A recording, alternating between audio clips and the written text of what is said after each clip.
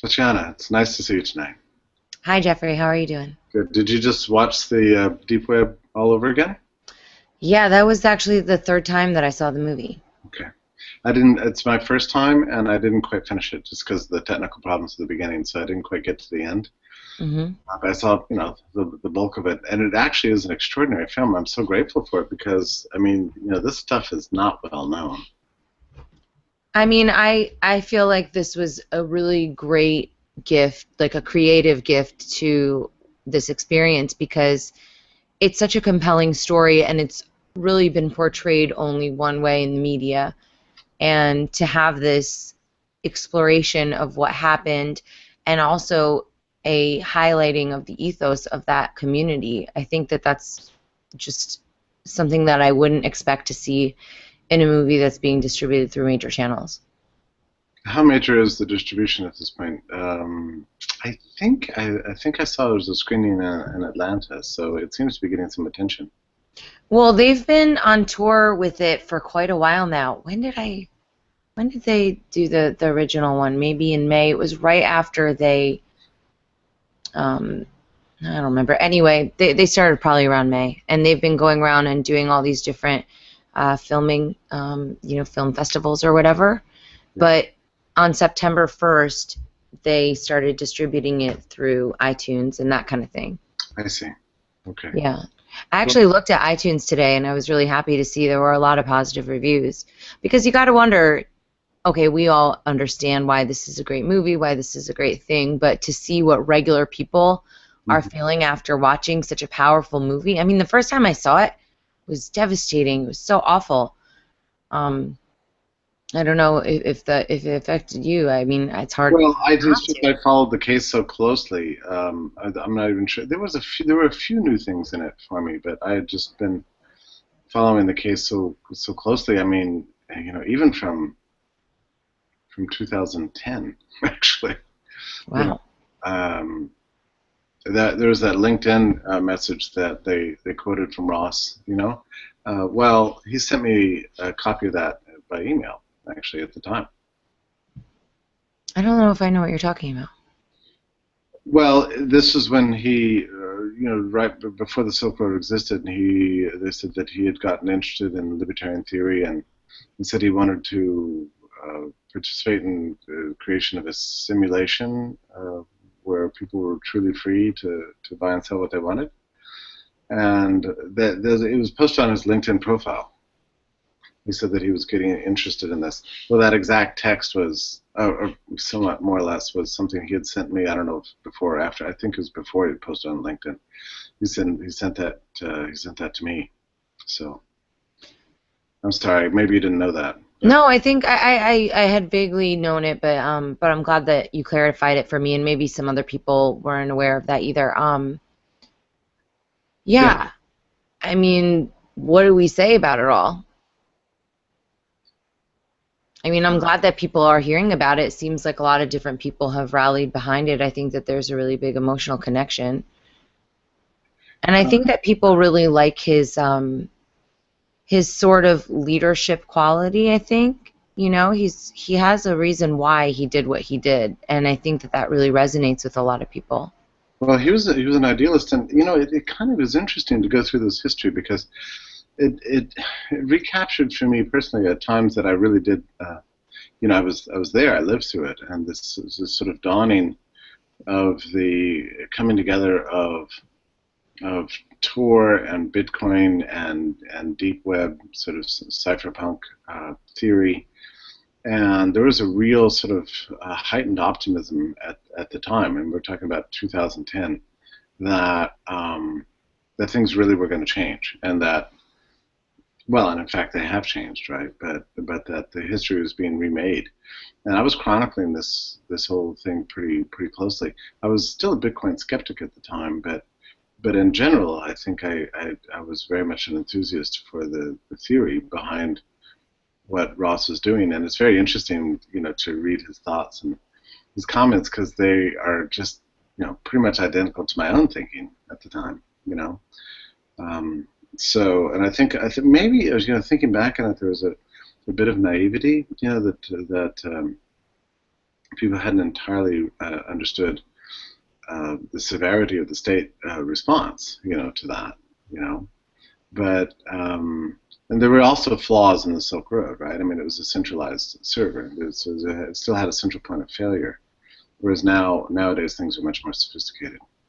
But of course, it's impossible also to watch this film with a detachment from the person and personality and humanity of Ross himself, and we can't help but be, constantly struck, as I'm sure you are, by where he is today and the suffering he's gone through, and just the injustice and the shocking treatment he received for doing what was essentially a humanitarian service. Yeah, I mean, I wish that I had well, I mean, I don't really think I ever would have ordered drugs on the internet or anything, but I do wish that I had been aware of that community that had been building there. I didn't really realize that because by the time I got into Bitcoin, it was actually, I think the weekend, I was thinking about that earlier today, the weekend of the cryptocurrency convention that you had in Atlanta, that was the weekend that Ross got put in jail. Or it had been very closely after that. So everybody was talking about it. Well, But it I was, didn't even know that they had that whole Liberty angle or anything. I had no idea what was really happening with that. well, it was an interesting situation because uh, uh, Silk Road had been taken down. I guess I had actually that convention that we did was I think the first conference on Bitcoin in the United States that it was not hosted by the Bitcoin Foundation. Hmm. And I think technically it was maybe the third that had ever happened. So that was very early on. I'm trying to think when I talk about how early on that was. This was not that long ago, right? I mean, this 2 years. 2013, August, I'm sorry, October. Yeah, so really just 2 years ago. It's amazing to think how much has happened. Um, and I had become a convert to the viability of Bitcoin, I guess, 6, 8 months earlier, and threw together this conference very, very quickly. Mainly because I was very well. I had seen just how much neglect there had been in the theoretical space over what Bitcoin is and what it could be, and I found it just shocking. That there's so many smart economists in the world specializing in money, and yet none of them had foreseen the creation of Bitcoin, and really none had really been theorizing or examining the implications of what Bitcoin could mean for the future, at all. And so I threw together this conference just solely to make up for the absence of serious intellectual discussion of what Bitcoin implies, and that was an enormously successful conference, as you remember. But I think maybe it was 2 or 3 days before that conference took place that Silk Road was taken down. And up until that time, everybody had assumed that the value of Bitcoin was entirely, and I think Bitcoin at the time was, maybe it was $50 or $60. I'm not sure exactly how much it was at the time with the exchange rate, but people had assumed that the whole value of Bitcoin was its use in drug markets. And after the Silk Road was taken down, the value of Bitcoin actually went up.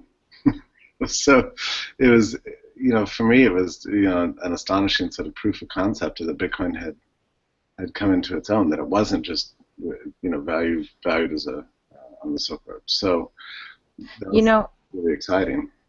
It's a bad thing that, I mean, it's weird how the Silk Road has such a bad rap because it really was such an essential part of the maturation of the currency and of the technology. Mm-hmm. It's frustrating to see certain people kind of forgetting that and shying so much away from it. In general, I think in the community, I see that happening sometimes now. Right, and we should be clear too. Well, that's an interesting point, right? I mean, people always forget the origins of everything. I mean, people forget the origins of online video. I mean, everything begins by edgier people. The revolutionaries are always, and the entrepreneurs are really pretty much the same people. The people who defy the trends. And we should be clear. And it's I'm not sure if it's, well, I guess it does come through in the movie, but people think of the takedown of Silk Road as being, the end of an era, but actually, in the same way the takedown of Napster was the beginning of sort of ubiquitous file sharing, it's the same way now. I mean, the online marketplaces are more sophisticated and larger than ever. I saw the data the other day, and I don't remember what it is. Maybe you remember it, but that the current marketplaces on the deep web are doing 100 times the business that Silk Road ever did at its height. Wow. It's almost like it was an advertisement for the idea.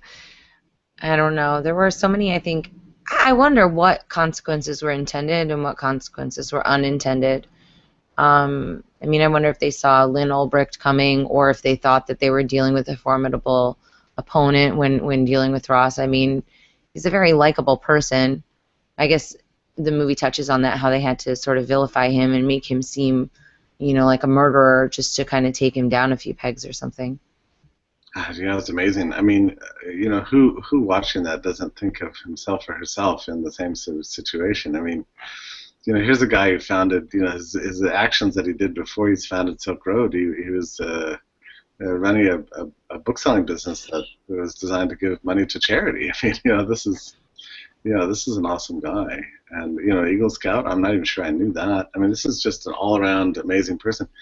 But yeah, when they grab you, when they capture you, and they control the messaging, they can turn you into anything, And the press just dutifully reports whatever the government says about you. So if they can get a good tagline on you, like online drug lord, then that's what sticks. Well, it's a very salacious story. I thought that the trial itself was like the trial of the century. I felt like I was watching history unfold, and it was so dramatic. And I think that we all started out with a lot of hope, and then with, things just started going downhill. I mean, it was, to me, the death of justice, or my illusion of justice. It was completely shattered. When that happened, what they were saying is that they could have shown compassion and actually preserved their own power, but they didn't even bother. They were just saying, this is the boot of the state. We'll crush you underneath our feet. Don't even try and think of it. We don't care about upholding law. They didn't, and they made that very clear, I think. I think it was a very aggressive act.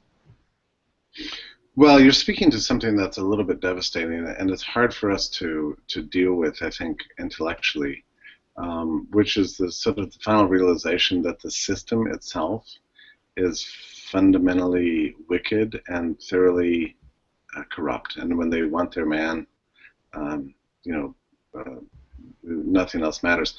Yeah, of all people, I think, especially libertarians, and this is kind of amusing or ironic to think about, libertarians tend to be naive about government power and about law. Like, libertarians are sort of filled with hope for reforming the system. Actually, that's one of the reasons people are sort of activists. They think that that maybe in the end the courts are fair. That a trial by the peers will ferret out the truth, and somehow there can be a victory. We have to think that. We're human beings, so we always have hope. And so to confront a situation that's just like fundamentally and egregiously cruel, arbitrary, outrageous, disregarding of all standards of justice and humanity, fairness and truth, is it's almost psychologically, I think, difficult for us to even process, and to suddenly realize, even if we're libertarians, even if we have great skepticism of the state, that the system is actually far more rotten than we ever imagined. And that's sort of what the Ross trial did, I think, for many people. And I think there's an element of it that's a little bit demoralizing to come to realize that. I absolutely think so. I think it's super depressing. I mean, it's almost like when, I know that you weren't under this illusion, but I reference this, when I figured out that Ron Paul was never going to win, the whole thing was rigged. It was just, I mean, complete theater nonsense. And that's why I don't really participate in the political process anymore. And, yesterday I had dinner with my family, and they were talking about the political candidates. And one of the people at dinner said that I don't think that women should be presidents because they have PMS, which is just like a side note. And I couldn't even believe this was a statement being made. But then they were also saying, you know, how important it was to vote, and then they started shaming me that I was never going to vote again. And maybe I'll vote, whatever. But the point was is that I was saying to them, this is a complete illusion. You guys can't be honestly thinking that this is a real process. And seeing how deeply ingrained people are and how attached they are emotionally and just on a lot of different levels to that. If you vote, we can get a new world. And even the people who are saying you can make an impact on local level, which I think to a certain extent that you can, but it's more like, let's just vote harder. Maybe in 30 years we'll be this much more free. And it's crazy to me. And what happened with this case shattered another illusion, is that the courts are there to protect us. And that had been slowly being chipped away over the past couple of years, but this really just drove it home how vicious and bad it is. Well, when you know the players who are involved in a particular case and an entanglement with the courts and justice, especially at the federal level, you know, much less if it's you yourself, you know, it brings home the truth of the matter that you previously sort of been in denial about, really. I mean, look, this happens to me. You know, I think maybe you know this, that I was, you know, arrested a couple of weeks ago. Yeah, no, I know. I saw the video. And you know, just to encounter the system again, even at this dopey level. This is a dopey little, you know, town in Georgia, you know, with a little cell and, you know, whatever. But just to even encounter it at that level, it's astonishing just how, you know, completely disregarding of, you know, all standards of fairness and decency and justice and humanity the system truly is. And, you know, and like, you know, you know, my experience is dopey and cartoon-like compared to what Ross has been through. But I mean, think about how many people this is affecting. It's not just Ross. It's not just you. There's a myriad of other people, and it's really super racist. It's really classist. I mean, it's targeting the poor. It's ruining, destroying families. When these guys get out of jail, they can't get a job. While they're in jail, their family can't come and see them. Think about how messed up all of those kids are going to be growing up because their mother or father is in jail. And think about how screwed up their kids are going to be after that. And think about how bad it is for their friends because maybe they get a bad influence or God knows. I mean, it really has ripples throughout society, the way that the drug war has been handled, aside from the much larger issue of just the state being awful and you know, basically thieves. And we're just now beginning to have you know, the ideas you're talking about just now are just beginning to be discussed publicly in politics. We're just beginning.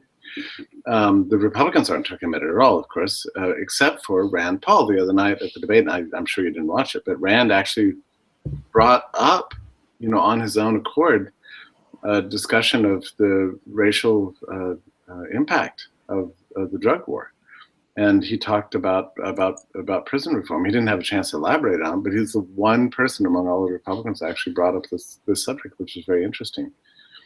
And you know, I also find it interesting that, you know, in the latter days of Emperor Obama, that even he is starting to actually raise the topic and talk about. Do you think that's sincere? Or do you think that's a PR move? I don't believe it's sincerity. Who knows anymore with these guys, but whether it's sincere or not, whether it's PR move, I still welcome it. I think it's a, you know, at least a step in the right direction to have some discussion of the topic. I mean, this is an egregious situation, you know, that speaks to the fundamental injustice and inhumanity of the worst aspect of the state.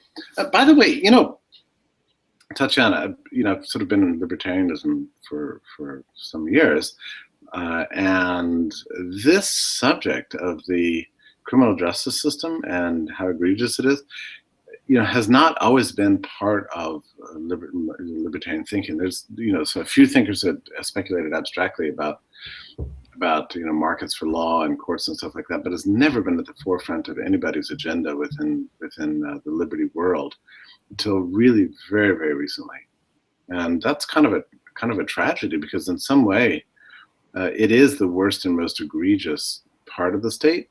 It's also, if you're just going to think abstractly about political philosophy, the worst thing, the most dangerous power the state could ever have is a monopoly on law and justice and the courts and the criminal justice system and jails. That if the state has that, it pretty much has all power over everything else.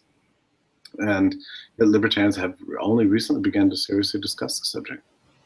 I think that it's extremely important. To me, I don't think that the phrase is actually used in this instance, but it reminds me of, we as a society are judged by the way that we treat our prisoners. If we administer justice in this grotesque way that is immoral, then what is that saying about our society as a whole?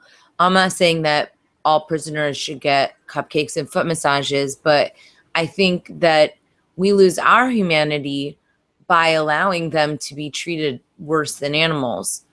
I just can't, I can't get behind that. I feel a lot of compassion for those people, because even when you see people who've done something really bad, a murderer, and I don't think that people who are murderers should get away with it or anything, but you have to wonder, why did they get that way? What made them do that? And I don't think it's always just they're evil, throw them in the trash and incinerate them. I think that there are different illnesses in our society that are producing these people, and maybe some of them are just genetically or chemically messed up, but there are a myriad of different reasons why people end up sinning or committing a crime.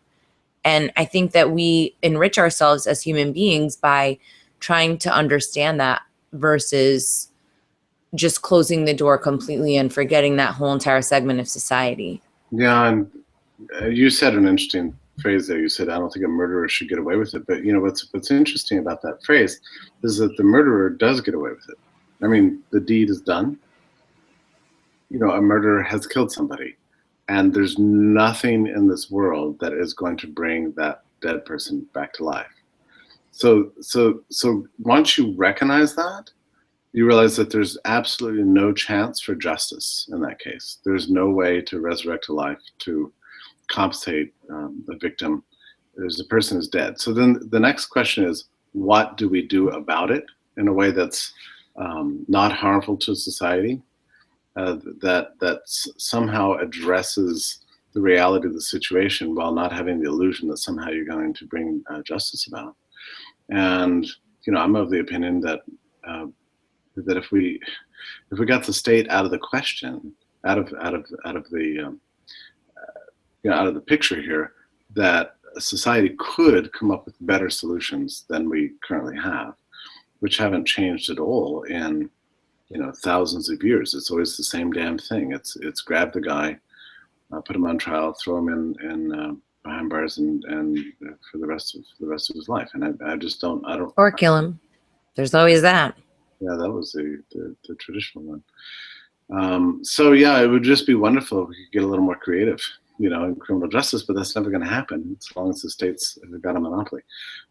Listen, I just remember something that really stood out to me in the Deep Red film that I had never thought of before. I thought it was extremely interesting. There's this period where Ross leaves graduate school, moves back to Austin, starts this business that didn't work, and he writes his friend that he wishes now in retrospect he had joined a fraternity, because at least then he would have some kind of network to draw on, to see what he would like to do next with his life. So I thought that was extremely interesting, because here he is, 26, something like that, and really just kind of doesn't know what to do. Doesn't know where to go, who to call, how to contact. What are you going to do? Send in resumes? Everybody knows that's just useless. So there was a sense of feeling lost, and and not knowing where to go, or who to talk to, or who to turn to for advice. The absence of a real social network that he could draw on. And I've written about this in the past, but this is a universal problem among sort of 20-somethings. This sense of, they went through 12 years of school, then they went through another 4 years of school, and maybe they went through another 2 years of school, and they just keep going to school, listening to professors, graduating, and then being set out into the world, and society says, okay, now you've got the stuff to be a successful person. But they, at no point in their life have they really been able to build up anything like a permanent, robust, reliable system for networking. Finding people in various industries and people that care about you and you care about them, and you can work together with them. And it was pretty clear that Ross just didn't have that, and Ross is hardly alone in this. But I hadn't actually considered until I watched this film tonight, the extent to which this feature was, had played such an important role in his own decision making. Well, I mean, he created that environment around himself. He created his own social network of like-minded people. It's kind of like Liberty.me, but you guys don't have the drugs. Yeah.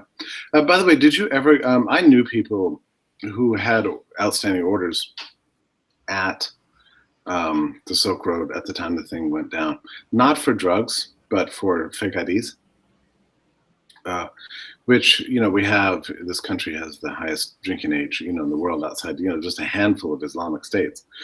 And everybody between the ages of, 16 or 17 and 21, faces this, extreme problem. I mean, these laws on drinking age are just totally out of control. I mean, once you start considering the social consequences of this stuff, you can see there's a very strong relationship between the campus rape crisis and the drinking age laws that don't allow women to, just be out in public and have normal public lives. That it's created this kind of speakeasy culture on campus, but it's also just led to mass law breaking on a vast scale.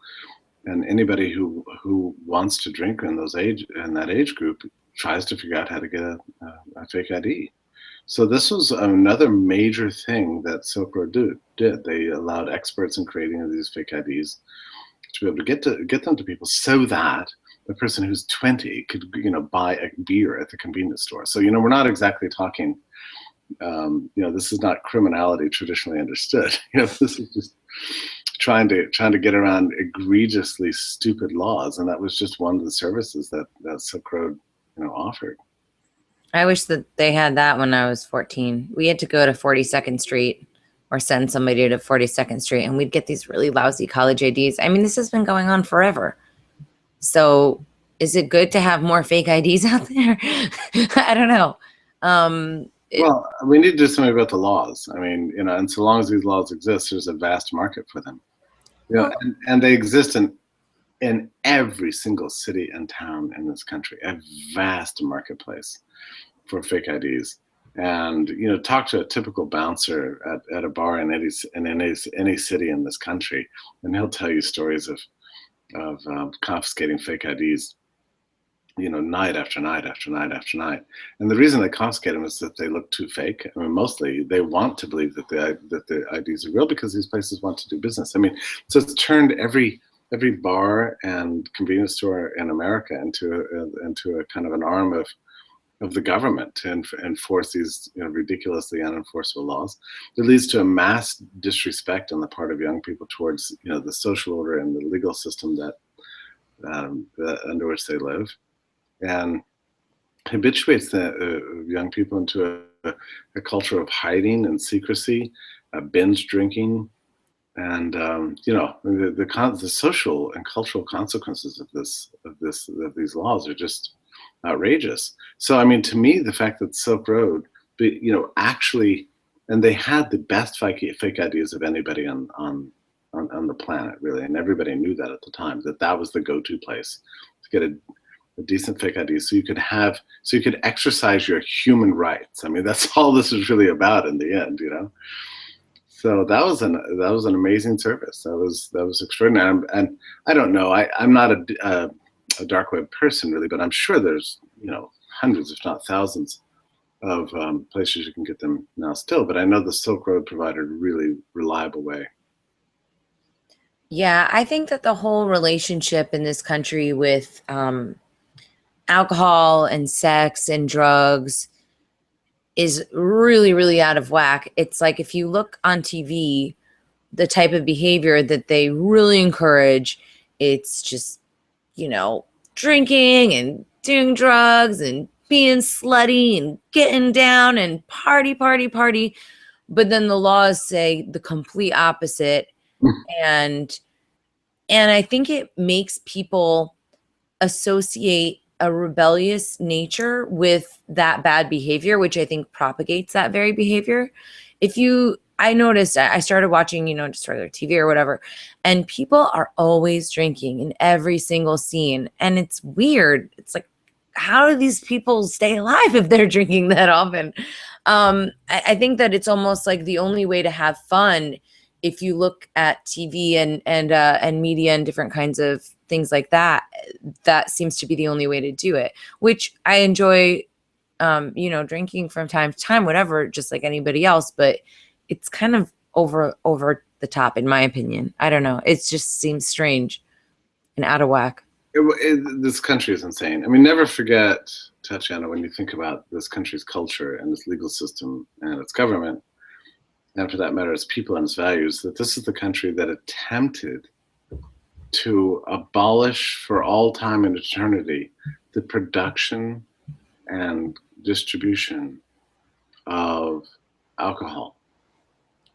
Yeah, they did a really great job. That really happened not that long ago. So, I wonder why they were able to wipe out marijuana or drive it down over so many years versus alcohol. I think people like alcohol better. I think it's worse. Well, I guess, there's other drugs and stuff which have like varying levels, but the whole marijuana thing is going away too. Although, I don't think we should be naive about this either. I mean, I don't know if you read my story about the jail situation, but this is a country where, I mean, I don't understand the whole marijuana thing too well, but I do understand that it's absolutely ubiquitous, right? I mean, like I can't even believe how ubiquitous pot is. It shocks me because when I was a kid, things were a little bit different. Lots of people smoke pot. Parents smoke pot. Everybody smokes pot. I mean, and as far as I can tell, I mean, it's like I like everybody but me. I'm like the one American left, who doesn't smoke pot. You don't need to smoke pot to be cool. You can just have a martini. It's acceptable. I don't smoke pot, and because I don't like it, and just like it's just so it's not my thing. But and I'm not saying that like pridefully either. I mean, it's just like a preference thing, right? But like it doesn't matter to me either way. but so you've got pot like everywhere. You can't go to an after party of any event I've ever been to that is not just like after party means we're gonna smoke pot. I mean, that's just I figured this out. I'm so stupid. I never go to after parties. And one time I went and walked in and it's like enveloped with this pot everywhere. I'm like, what the hell? Oh, this is the purpose of the after party, And anyway, it's a whole weird culture of smoking pot. But now it's more and more legal in all places, and people walk outside and they're like, do you want to go outside for a cigarette? And what they mean is pot, and they're outside smoking pot in the open. I forget now where it was recently. Maybe it's Pittsburgh or something. I don't know. It seems to be legal in weird places and weird times, and now Colorado is just massive industry and everything else. Anyway. So when I was arrested this a couple of weeks ago, and they threw me in this cell, I'm standing there, like an idiot, behind these bars, And did you have your were you wearing your traditional bow tie? Yeah, it was funny. No. No, I was extremely dressed up when they. Oh my gosh. And when they. Nothing better to do than harass you. Whatever. I mean, white privilege, helped me that day, I can tell you. But But you know, when they put your hands behind your back, and they said, well, look, your license is suspended. I said, no, it's not. I showed them the paper, and there's an argument between the cops because the municipal court disagreed with the DMV and so on. Anyway, so the guy said, well, I got, look, I got to arrest you. So he arrests me and throws me in the cop car, and I'm like, okay, I don't have my cell phone, I don't have, anything, whatever you're carrying at the time you step out of the car, that's what you're going to take to jail with you. And you don't have any choice about it, so you should think about what you're carrying on your person, because any of us could be arrested at any time. But anyway, so no, I mean, when they took me in, it was pretty funny because, I had to take off my clothes and did a thorough search, and I began to take off my tie, and then, my collar, and the thing on the back that holds it on, and, the guards. What must they have thought of you? They were nice. They were nice to me. I mean, given that they were capturing me, they were pretty nice. And I was being a bit of an ass. There were funny things that happened. Like I said, well, I gotta use the phone, and they're like, okay. So I'm sitting down using the phone on the swivelly chair thing. And the guards were kind of talking about the game or something that night. So I saw all my stuff in a package there. So I reached in and grabbed my cell phone and started taking selfies. And I was trying to take like pictures of the phones on the wall. And I started kind of yeah. And the guard comes and says, "What are you doing? You can't use your cell phone. What are you, get back in that cell, So they're kind of, so they, but I mean, generally they were, given that they arrested me, pretty nice. Anyway, my story is that it's like right after me, who comes in but a Hispanic man. They gave him a much rougher kind of treatment. I mean, he was up against the wall doing a really egregious search of him. But they reached into his pocket and found it was about like my little finger amount of pot, like really just a flakes. Like when they held it up in a bag, it went to the corner and constituted like that much. And what's this, buddy? What's this little piece? I mean, what, are you serious? Yeah, this really happened. So he holds it up and he goes, and they threw the guy in. So they tested it and they said, were they mad? Well, no, they're thrilled because the cop who arrested him, yelled out throughout the whole jail. He said, "We got ourselves a felon," and everybody started, yeah, high-fiving each other. Yeah. But for what? Having a tiny little bud of weed? Yeah, so there's a felony charge of trafficking narcotics in a correctional facility. Holy moly. That's really bad. Yeah, and this is a guy who was arrested for a failure to appear on some sort of move violation. I presume it's like speeding or something like that. And he just didn't show up to the courthouse. On the right day or whatever it was. Speaking of, I need to put that on my little calendar because I still have to do that.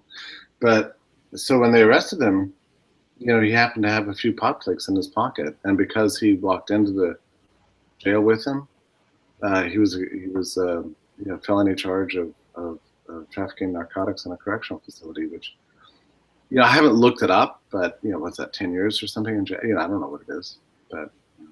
I just find it appalling that this is how the system is being utilized. Mm-hmm. Mm-hmm.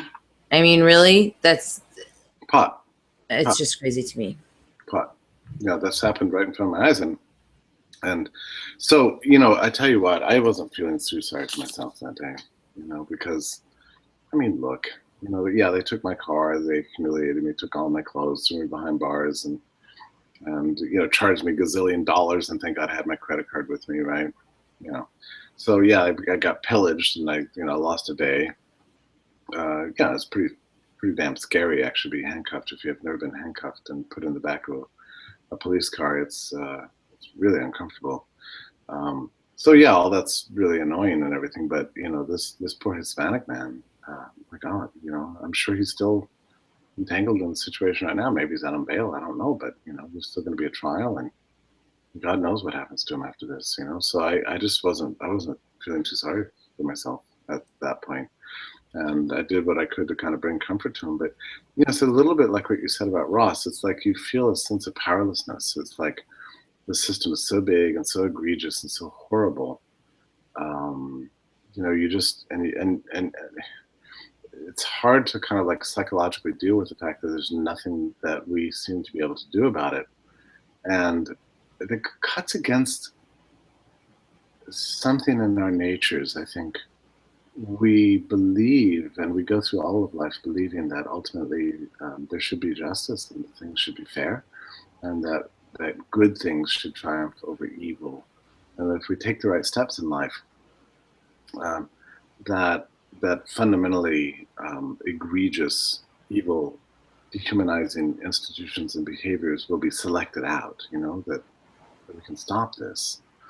And it's very, very difficult, I think, for us to confront a situation where there's that nice Hispanic man in the cell with me, or Ross, where you just see, a terrible, evil system crushing a perfectly wonderful, valuable, productive, beautiful human being. And it's hard to believe. And Tatiana, the whole time I was in jail, I kept asking. I said to the guard, I said, "You're going to charge this guy with a felony because he had a few marijuana flakes in his pocket?" I said to him, I said, "You know what? Your son smokes pot. In fact, you smoke pot." What did you base that on? You just said it. I said it to him. Yeah. I said, I said, "Your son smokes pot. You smoke pot.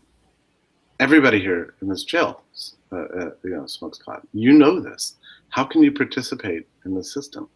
And what did he say? He said the same thing everybody said to me that day anytime I confronted him with a question like this. The same phrase. Just doing my job. Oh. That's what they always say. And that is what they're doing. That's what Nazis were saying. I'm just doing my job. I mean, people think that's a really harsh contrast, but, that compliance, that going along with it and doing the dirty work of the state is a really big problem. I feel, yeah, I have odd mixed feelings about this, really. I don't think anybody should work for these institutions. Obviously, they're fundamentally unjust, but just because somebody doesn't work for them doesn't mean that nobody works for them. So there'll always be somebody who needs a job, needs that kind of economic security, and law enforcement in this country is not so disreputable that everybody working in the system is not immediately regarded as being horrible. In fact, they have quite a very high status, in our public culture. So I don't know what to say about the people who say they're just doing their job, because I think what must happen to many of them is that they go to work for the system thinking it's okay. They're going to do good. I mean, probably a lot of people do go to work for them, and there are some bad people in jail. There are criminals and so on, and they do catch some bad guys sometimes, and maybe from time to time they do feel like they're doing good. But then the more the evil they do overwhelms the good they do, the more they just get kind of demoralized. But there's also a kind of a numbing of the conscience that begins to take place over time. The more you're part of the system and the more your eyes are open to how thoroughly corrupt it is, and your illusions begin to go away, you kind of develop a sense that, well, life's just shitty, everything's just shitty. And these people are terrible. My coworkers are terrible. The people who run the system is terrible. Everything's corrupt. There's no escape from corruption. I might as well just endure this, and just kind of keep going on with my life, and get drunk in the evenings and watch the game on the weekends, and otherwise just wait for the clock to finish ticking until I die. I mean, I think that's more or less how these people think. I mean, they've lost all sense of idealism and lost any sense that there can or should be any justice in the world. In fact, I think it's very similar, Tatiana, to what happens to soldiers when they're in war. They're sent off to foreign lands, and they discover very quickly, the deep corruption of the system, the incompetence of the generals, just the immorality of what they're doing, and they just have to kind of deal with it. And they go ahead and they pull the trigger and they drop the bombs, and they turn the controls on the drones, and and slaughter the people, and they do it out of self-protection. And eventually they lose that sort of core morality that exists within our hearts and our souls. It just begins. It's like a blanket just covers it up, and people become eventually just beasts and monsters, unknowingly, or maybe they justify it to themselves, and they perpetuate the system. It's something like that, and I think working for the criminal justice system in this country is very similar to that. When you're participating in an egregiously evil system, and you are with your own hands inflicting that evil on other people, something has to happen to you. I mean, in a weird way, what happens is that you become yourself identical to the criminals, the worst of the criminals that you're locking up. The difference between you begins to sort of evaporate. You're all part of the same structure of evil. Gosh, that's depressing. Oh, sorry. I didn't think so. No, but I think I think that's very true. And the other part of it, before you had mentioned, that they had probably been nicer to you because, you're a white guy wearing a suit and a bow tie. You don't look like a person that lives in the ghetto. And I think that I don't really like to dwell too much on white privilege, because I think then it goes too far, and it's like, all right, I feel like we should all be focusing on our humanity and focusing on that aspect. But I think a lot of white people and people who don't need to deal with the police, they think that the police are good. They think that the people in jail are bad, and they just go along with that. And until they're face to face with that, actually experiencing it, that's when their minds are blown. So I don't know how we could get more people that don't, get beaten up by the police or, fall victim to different aspects of our society to sympathize with the others, because they can just blanket them and say, oh, those are those people, and keep that divide going. I mean, the bourgeoisie in this country are just woefully naive about the true nature of the system. However, the consciousness of the corruption, the abuse, and the evil of the system is higher now than it's ever been in my entire lifetime, thanks to social media, and thanks to the fact that the system's getting so bad and so out of control that more and more people know about it. But still, we're just at the beginnings.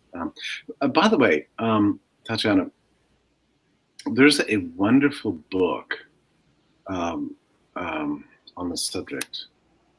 Oh God! No, now I'm not going to even remember it. I just have to look this up. You can just go ahead and talk, because I don't remember the name of the book. And But what is the book about? I don't want to derail it and just go into another thing. I don't know what the book is about. So just give me one quick second. Okay, you got it.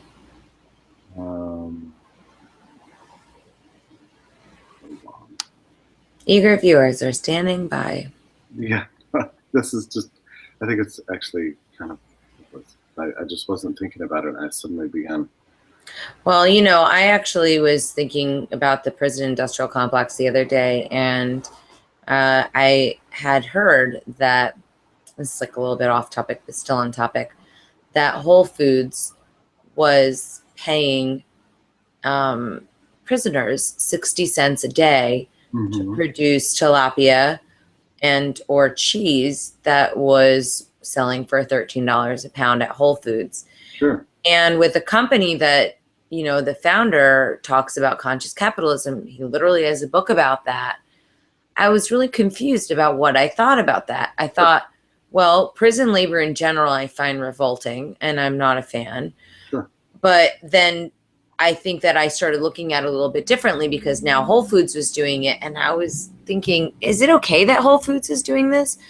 So Bob Murphy actually did some research, and he's writing something for Fee next week. For Fee. Yeah, I was hoping that he'd have it out by today. He sent it over to me earlier, and we've been talking. Do you watch Orange Is the New Black? I do. You see So yeah, I know the panties thing. I mean, I think that they try and almost make light of it.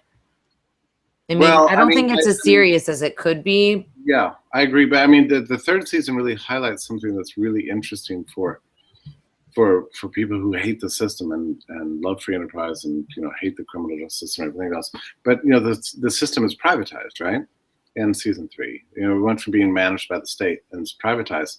In many ways, it got better because they got better beds. The food got worse, which was interesting and more, just horrible. But the beds are better, and generally the conditions in the system improved. But the corruption is probably worse than ever. But in Orange, they portray it as the women having a little more economic opportunity than they had before. So, I think that's like I think that's the illusion that they're trying to keep holding up. And I just think that if you're in jail and you have no choices, I don't think that that's just your free will trying to be a go-getter and get the better job. It's just, I don't know. Well, the whole thing I find it distasteful and wrong. I'm completely against, one of the biggest problems with prison privatization is it gives private enterprise a strong incentive to enhance the prison population, to grow it, and gives the private enterprise a strong incentive to participate in the system that in the end is not about creating justice, it's about creating criminals. I mean, that's what the system needs to survive. Okay, so the name of the book that I would just strongly recommend to you and to any viewers as the single most powerful and remarkable book on this topic. I can't say enough good about it. In fact, I think it's kind of like the first and last word on the topic. It is by Clarence Darrow. It's called Resist Not Evil. And it's written in, of all times, in 1902. So, and he points out just the true nature of the state-based criminal justice system, that there's no justice associated with it. Its purpose is to manufacture criminals with absurd laws to ensnare people so that it can, get human fodder, essentially, so it can continue to exist and perpetuate itself with the purpose of entrenching the power elite. I mean, that's the thesis. And when I read it, I mean, it rocked my world so hard, I've never really recovered from it. And I reread it every year just to remind myself about the true nature of the systems. Clarence Darrow, he's the one who prosecuted the monkey trials, Scopes monkey trials in the 1920s. But this book was written in 1902. It's a criminal defense attorney. Resist Not Evil. You can get it free online, Amazon. It's on Liberty.me, actually. The best edition's on Liberty.me because it has my introduction to it. But I just strongly recommend anybody read that, because this is not really about corruption of the system. In the end, Tatiana, it's about the system itself. Yeah, that was something that, I was hoping to talk about, like seeing it in real life. In Ross's case, I think had so many different implications. It was what was happening that day, in that moment, in that place. But the concept of putting people in jail and how do you deal with society and its sins, so to speak, it's really, really weird. It's really weird that you can put certain people in cages. How well do you know Ross? Do you want to talk in any detail about that? Well, I am really close with his mom and his sister. Okay. And I've been corresponding with Ross now for a while. I don't know, we've been writing, which is really nice because he's really, really nice writer, and you get a very distinct sense of his personality, and he's so sweet and thoughtful. And it's actually a great pleasure for me because when you think about, I mean, that sounds bad, but when you think about the way that people interact with one another and the walls that they put up with one another, there's that's missing in this exchange, and it's something special, and it's something where you can be thoughtful when you write somebody, and you can reflect and then have them do the same, which is lost in the immediacy of today's communication methods. Everybody's texting or calling, and those are great methods of communicating, but there's something really nice about the written word. And then Lynn had to go to Porkfest in June, and she had asked me if I would go and visit Ross. And, to me, that's somebody that I really look up to. He's, revolutionary. That's my kind of people. And I was happy to go, but I didn't really get a big primer on what that experience was going to be like. So I went down to the jail, which is in the southern part of New York City. And before I continue, just to be clear, I was asked as a friend of the family, as a friend of Ross, to go. It wasn't as a journalist, which is part of the reason why I haven't really talked about it, because it's more of a personal thing. But I thought it might be nice for people to know what that experience was like for me, because it was left such an impression on me. I felt changed as a human being afterward. So I went to southern New York City, down by the courthouses and stuff. And you arrive there, and there's something called the bus stop to nowhere, which is the nickname for this glass enclosure that looks kind of like a bus stop right in front of the prison, except obviously nothing happens there. And so I went in there. I had read online all the different things that you had to wear. There's all these regulations about your clothing and whatnot. And so I showed up, and it was easily 100 degrees outside. I had really, really long shorts to my knees and kind of like a baggy shirt, like a blouse. And I got there. There wasn't anybody to ask what the story was. There wasn't really a good sense of direction. There were a few small Spanish families mainly. And finally, the guard comes over, and he was really, he set the tone for the entire experience. I think if I had dealt with somebody that was a little bit more human and compassionate and normal and not wildly aggressive, I would have had a slightly more acceptable time. But he was so mean. He was saying, I can't wear shorts. And I said, look, on your website, I checked several times.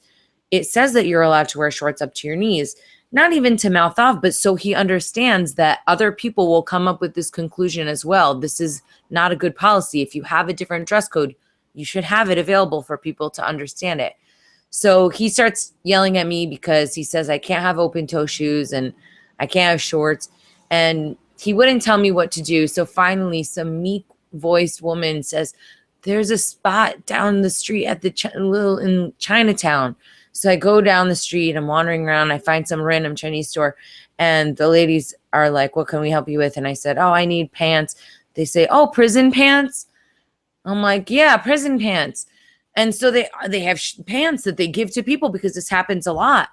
And then they sold me those little Chinese slippers, and they were really kind. And it was something that was really appreciated because I was so shocked at the unreasonable aggression. It just seemed completely unnecessary. And so I went back to the hot little glass room with my new clothes, and there was this really pretty Spanish girl in the corner. And that same guard, he starts jeering at her, saying, what are you going to do? Wait for him for 20 years? What are you going to do? What kind of a cruel, vicious animal is kicking this girl while she's down? She's there to see her boyfriend, and he's going to threaten her with, how awful is that situation for her already? And I look at her, and I try and make eye contact to say, is this like a real thing that I'm watching? And she wouldn't even really look at me, and she kind of, looked up, and everybody in that room, all of a sudden I started noticing that people wouldn't look at each other. It was like they had already been beaten down to submission, where they weren't allowed to show their humanity and their compassion or their acknowledgement of the ludicrous nature of this entire situation. So that was really disturbing. And then we went inside, and they rifled through my bag for 20 minutes. Give me a break, guys. And then I stuff my stuff in the locker and can't get the things in the locker. I don't know what I'm supposed to do. And so then they put you through the metal detector. And I had an underwire bra. Most bras are underwire, and they almost didn't let me in because I had a bra on. And that wasn't on the list either. And so finally the guy lets me go through, the mean guy, and then I start walking past everybody, and I didn't even roll my eyes. I might have rolled them the slightest bit, not even toward him. And he's like, don't roll your eyes at me or you'll never come in here when I'm on the thing. So then they line us up. I'm trying to keep my composure because this is really driving home. This is what jail is. It's not what you see on TV. It's not what you hear about in all these little stories and, at the rallies, and we say, oh, we'll get arrested for this. I mean, this is a real nasty, disgusting, horrible place where they lock people up forever and ever, and they're never let out. So it was very upsetting. And I'm waiting there, and they finally bring me upstairs. They bring us all together. The other guard was slightly more nice. They bring us into this big glass enclosure room. And I thought it was just a regular room. So I'm sitting there. The guard calls me out and he says, I could see everything through your pants, so you shouldn't wear those pants. And I'm like, these are the prison pants. And then I go back in, and then there's all children there with their parents or with their moms. And they're running out to the vending machine. I mean, you're not allowed to bring anything upstairs with you. And the lady comes out and she's like, don't let your kids come out here. They get one candy machine visit or they're out of here. And these are children visiting their parents in jail. Have a little bit of decency. And so I'm still sitting there, and all of a sudden I'm looking at this guy across from me, and he's got this yellow outfit on. And I'm like, that's a weird look. I'm like, it's not so bad. And then all of a sudden it dawns on me that actually I'm surrounded by prisoners and their families are with them. But because they all had different colored suits, I didn't know that they were prisoners. And so I positioned myself so I could see Ross, because there was two glass things. So there's our glass room, and then another glass room that also had people. And the prisoners, they come from over there, and then they come through the room, and then he comes toward me. So, he came up to me. It's a very weird situation. I don't know this guy. I mean, other than what I had read, but, I give him a big hug. And then the reality of it was just unavoidable. I couldn't keep it together. So sitting there crying, and I'm so mad at myself because I just wanted to cheer him up and be happy or something. And instead, here's this guy who's in jail for life, comforting me, saying, it's okay. It's okay to cry. It's okay to feel what you're feeling. And it was so shocking to me that he could put aside his own suffering and show compassion for another human being and show that this was a really human experience. And so, I chilled out. He's like, it's okay to cry. And then, we started talking, and I was there for about an hour, and we didn't talk about the case. I mean, what is there to really talk about? I came there more to talk to him about, how he's doing and stuff. And, I've heard Lynn and Callie and stuff talk about how he's optimistic, and I had experienced it, but experiencing it in real life, it was so surprising. I felt like I really learned a lot about the capacity for humanity, and his ability to remain optimistic and to remain human and emotionally engaged. It was really, really surprising. At one point, I said to him, Ross, how do you keep it together in here? And he said, well, this old timer, he taught me, this guy had been there for 12 years. And he said, listen, you're going to lose it in here if you don't allow yourself to feel what you're feeling. So what happens is, in general, all the guys, like I guess Ross is probably a little bit more in touch with his feelings realistically, but his approach and some other people is he just kind of goes, hangs out in his room for a couple of days, lets the emotion pass, lets the depression pass, but really actually feels it, and then kind of goes on from there. And think about how many people are running away from their emotions on an every single day basis. People don't want to deal with anything. And here he's living almost a more exemplary life in some ways. And then I felt bad that I didn't have the candy machine money, because I thought I could get him some snacks or something. I don't know what they're feeding him. And I said, oh, I could get you some Doritos, but I forgot the money. He says, oh, it's okay. I don't eat Doritos. And I say, what do you mean you don't eat Doritos? I eat Doritos all day. And so do most people, right? And he's like, well, I see these guys, they come into jail and they're, ripped and they're muscular, and then they start eating the cakes. And after a couple of months of eating the jail food, they turn to jelly. He's like, so I don't eat the cake. And I peel the skin from the chicken because I don't want to get unhealthy. And I'm sitting there, I can't even imagine. I can't. I mean, I think most people have some sort of self-sabotage that they do, bad things that they do. And here's this person in literally the worst situation, and he's able to try and be healthful, try and be mindful, trying to grow as a human being. And I asked him more about if it was violent there, because it obviously you hear these stories about guys getting raped in jail every 2 minutes and stuff. And he said that the jailed people or prisoners are pretty okay with each other. Like, they're definitely broken across racial lines, because this weird thing where it ends up actually being better. So there ends up being less violence because people feel that they're in a tribe, so they're less likely to mess with a larger tribe. I don't know, some Well, I strange mean, thing. you see that in Orange. They discuss that. They say it's not racist, it's tribal.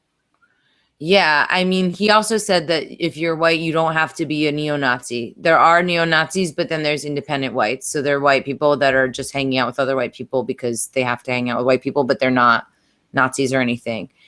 And he was telling me, Very strange formulation. I never imagined that because you were white and in jail, that meant that you had to be a neo-Nazi. I mean, that's just. I thought that was the only group that you could join. I mean, what do I know? I saw American History X and a couple other movies. I don't know anything about jail. So then he was telling me about how there were certain people in there, and a little bit about what was getting people in jail. And that seemed to be just drugs. I mean, there was this one guy, he was not an American citizen. He had never stepped foot in America. And he was in, I don't know, Hong Kong or something. And he had this, he was a guard, like a bodyguard or whatever. And one of his bosses was this underworld lord, really, really bad, violent, scary guy who killed his own best friend when he tried to leave the organization. So the evil bad guy, the violent guy, was apprehended by the police, and he started making deals with the police. So they ended up getting this other guy, non-American citizen, never stepped foot in the United States, to be the transporter of the drugs from, let's say, Hong Kong to Thailand. And it was supposed to end up in New York, but they didn't actually have any drugs, and it didn't even go through with it. And then they ended up snatching him up anyway, and now he's in a jail in New York, and he's not even a U.S. citizen.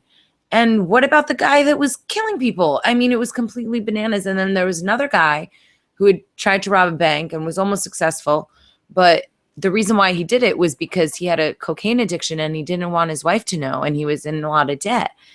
And if there wasn't that stigma in our society, then maybe he wouldn't have tried to rob a bank. I mean, obviously, it's not good to try and rob a bank or do a bunch of drugs so you're out of control. But I mean, these were not cut and dry criminals that I was hearing about. So that's been my whole experience with anybody who's in the jail. I mean, the first time I went to jail, I met a bunch of people that were in for a failure to pay child support, which is a very strange thing that would be considered a crime. I mean, in real life, not paying your debts is a tort, and they can collect your property and stuff like that. They need to declare bankruptcy and things like that. But with child support, if failure to pay is a criminal act, so they throw them to jail. Like, that doesn't help anybody. I mean, so I don't know. I asked that Hispanic man that was in the jail with me the other day. I said, what's the difference between being outside and being inside in your view? He said, being outside means you're lucky, and being inside means you're unlucky. That's it. wow, I think that's a really important statement. I don't know. I think that's something that people need to remember, because I think it could really be so many different people that I know. And seeing Ross behind bars, I mean, I feel like we developed a really, really strong bond that day. It was really, really, really nice. But I I think mean, it's he could be any of my friends. He could be so many different people, and especially the way that his crime is politically motivated. I mean, think about how many people that we know that are doing stuff that's anti-government, and if that um, pushback from the government continues to be strong, I mean, where are we going to be in 10 years? yeah, I know. I think it's extremely important that people realize that all of us are one step away from being victims of the system. I think it's extremely important to realize that it's not just them. It's not just the other who's is in prison. It's you and me. It's our friends. It's our family. It's our sons and daughters and Oh yeah, all those families that were in there, all those children were going to grow up fatherless. And I can't imagine that there's a really good justification for that. At least not with the majority of the people there. I mean, I don't know. I'm just happy that they're being nice to Ross, but Ross is really, really lucky compared to a lot of the other people. Ross has people out on the outside yeah. that are doing entire shows about him. I mean, think about how much time you and I alone have spent on Liberty. I mean, like Ross and so many different people have contributed. But imagine being one of those forgotten people that no one even cares about, and you feel like there's no sense of purpose for your suffering. I mean, I guess maybe that is what part of the reason why Ross is able to be strong, is because he feels like he has a sense of purpose. Well, and it's particularly. I mean, I hate to even mention this to you, but as far as we know,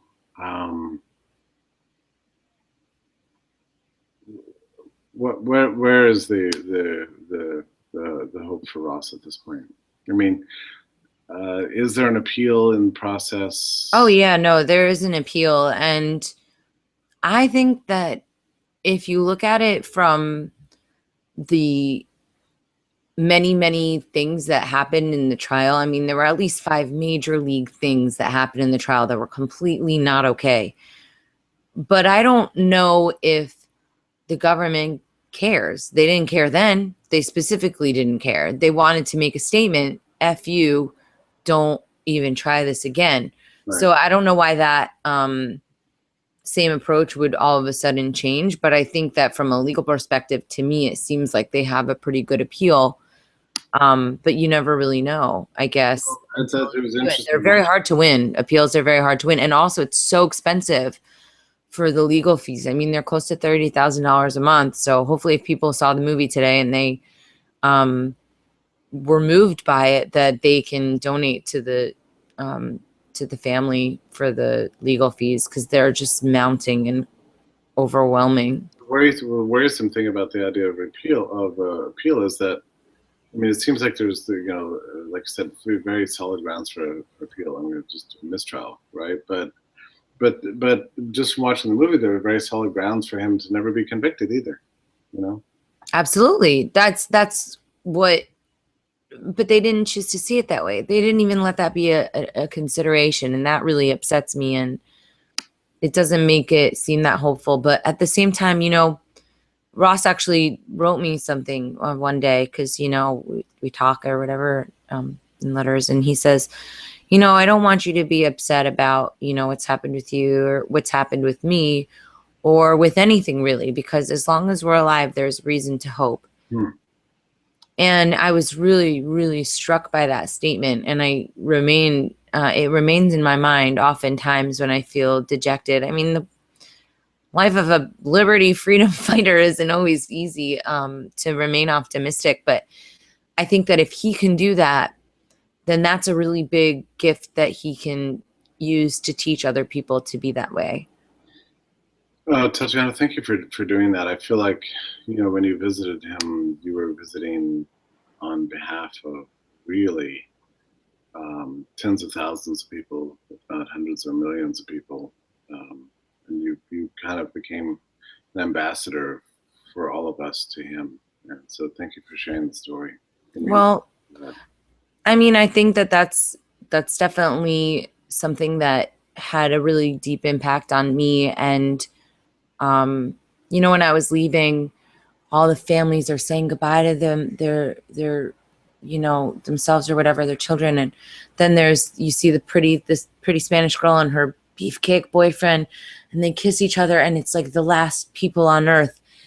And then they march them behind this glass wall. And it wasn't even about everybody in this moment. It was about people throughout history and that glass wall, however it's being enforced. Maybe it's a steel wall or whatever. But it really drove home the reality of what does that mean to put someone into a cage. And it wasn't a good thing to remember. And now I really have been thinking a lot about doing a gig, at a prison. Mm. But I don't know how to do it. I really need to spend some time looking into it. And I feel like because of my political beliefs, they wouldn't allow me to do it. And that in itself is crazy because Johnny Cash was able to do it. So why can't Tatiana? Who cares about me? Johnny Cash was more famous than me when he did it. So, I should be able to, but I think that I don't know. I don't think that they're looking to make that situation better for the prisoners. And I think that that's really, really sad. I've been trying to tour prisons for years. Really? Yeah. To do what? I'm just interested in them, just because I don't know. I just feel like they're forgotten, and I'm interested in them, and I want to know more about it. And the couple times I've had these kind of jail experiences, it's just made me feel a real connection to prison life and the people there, and I would like to do something, but I've never had any success getting anywhere near. So yeah, I don't think I'm going to either, but I'm gonna keep trying. I just need a little bit more bandwidth to do it, because I think it's a statement that needs to be made. I mean, this is way worse than when Johnny Cash was doing it. It's horrendous. It's disgusting. And it's still shocking to me how people don't really value the importance of that. But I think if you humanize it and you take it away from, this is the bad guy in the mask with the eyes cut out and he's got a baseball bat and he's going to kill you, and turn it into humans, I think that that's really where hopefully we can drive some change forward. Tatiana, I've loved having our discussion tonight. Thank you so much for joining me and talking about this topic. Absolutely. It was really good. And I liked the movie night. I think it was really cool to be able to watch it with everybody. And it was really nice of Alex and the team to let us all watch it together. And of course, I don't know, before we finish, I want to remind everybody to please tell people about the movie, share it. Don't just do it once or twice. And, if you have money to donate, please donate and get the word out, because I think that we've got a really good tool of explaining the philosophy with this movie to a certain extent. Thank you, Tatiana. I agree. And we'll be in touch soon, okay? Thank you, Jeffrey. Take care. Good night, everybody. Bye. Bye-bye.